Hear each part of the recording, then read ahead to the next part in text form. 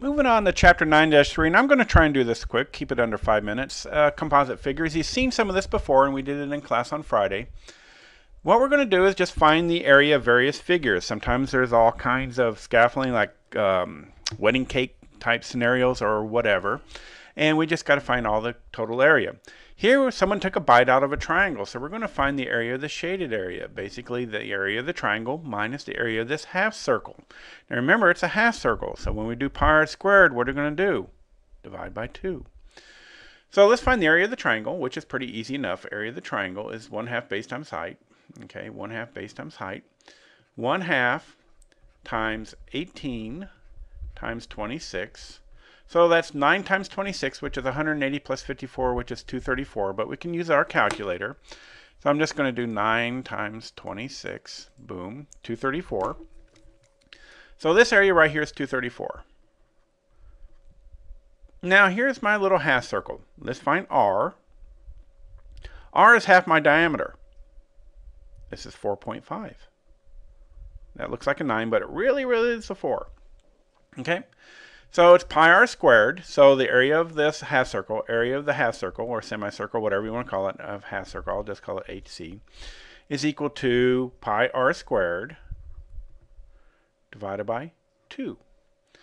So pi r squared for 4.5 squared is going to give me about 20 something, 20 point something. So let's go ahead and figure it out on the calculator.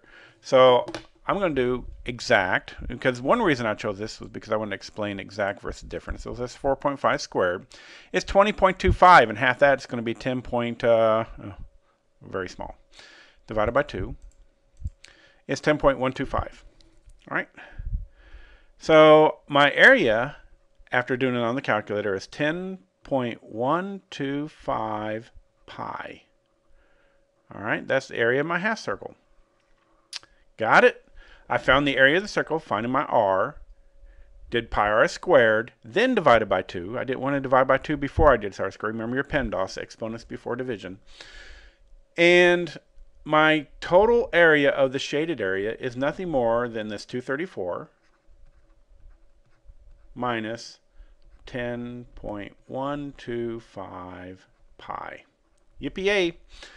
Now, if I wanted exact, well, this is my exact, and very often I want exact. But if I said approximate, say round to the nearest tenth or hundredths, all I would do is just do 234 minus 10.125, shift, pi, and hit enter.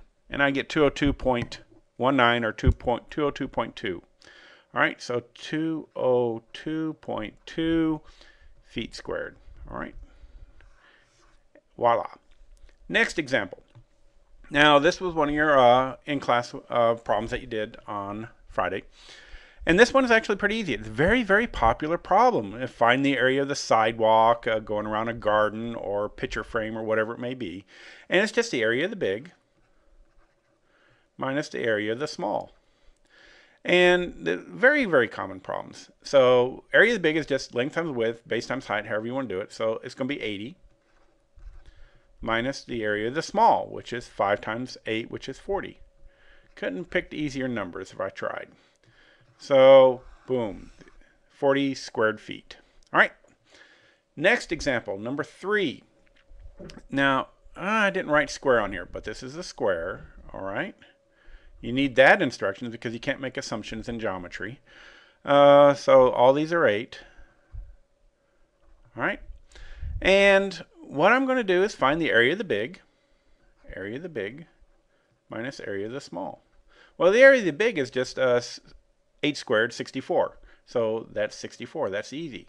Now I need to subtract the area of the small. Well, my radius is 4.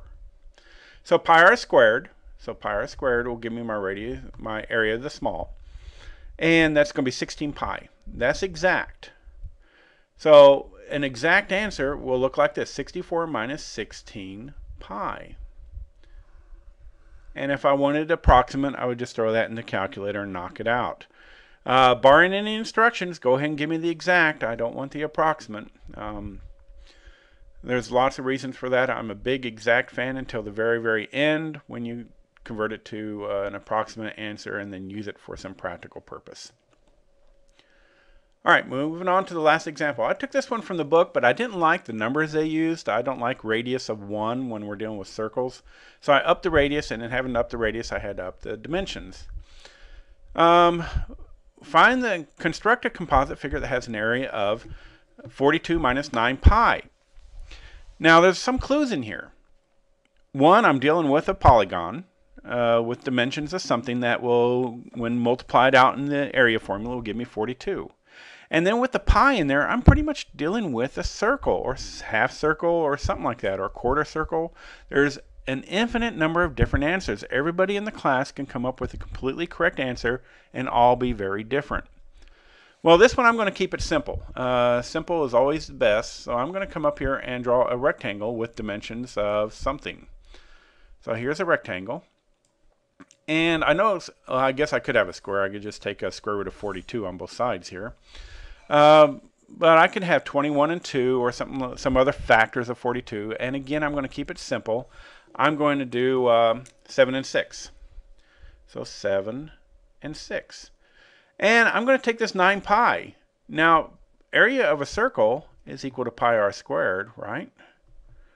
So if the area is equal to 9 pi, I know that my r is going to equal to 3. If I was doing a half circle, I'd have to divide in half and all kinds of stuff, but I'm going to keep it very, very simple. So I'm going to throw a circle in there with a radius of 3. So that is not a circle. Boom, kill the circle. Radius of 3. That looks close enough, kind of, maybe. And I could throw it anywhere in this circle. I'll throw it right in the middle if I wanted to, all right, like a donut hole.